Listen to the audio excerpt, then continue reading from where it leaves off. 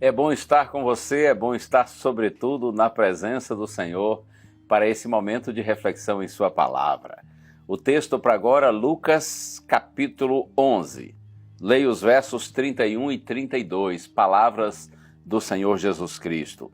A rainha do sul se levantará no juízo com os homens desta geração e os condenará, porque veio dos confins da terra para ouvir a sabedoria de Salomão. E aqui está quem é maior do que Salomão? Ninivitas se levantarão no juízo com esta geração e a condenarão, porque se arrependeram com a pregação de Jonas. E aqui está quem é maior do que Jonas.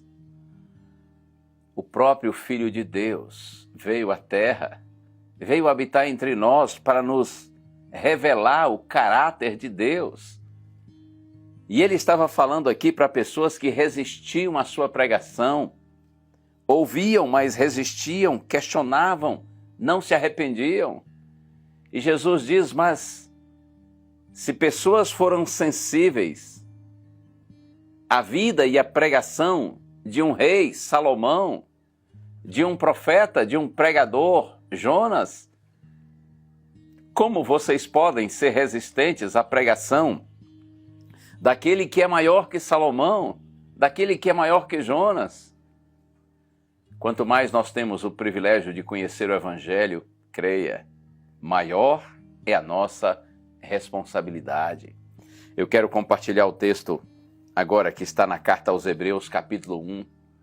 O autor de Hebreus começa dizendo assim, capítulo 1, versos 1 e 2. Antigamente Deus falou muitas vezes e de muitas maneiras aos pais pelos profetas, mas nesses últimos dias nos falou pelo Filho, a quem constituiu o herdeiro de todas as coisas e pelo qual também fez o universo.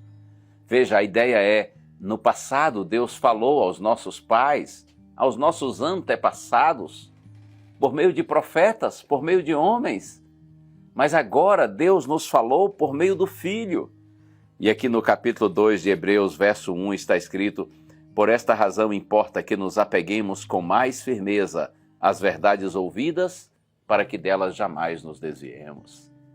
Veja, se aqueles que ouviram as verdades divinas, através de profetas, deviam ouvi-los e segui-los, quanto mais nós que vivemos na era cristã, que recebemos o Evangelho do próprio Cristo, o Filho de Deus.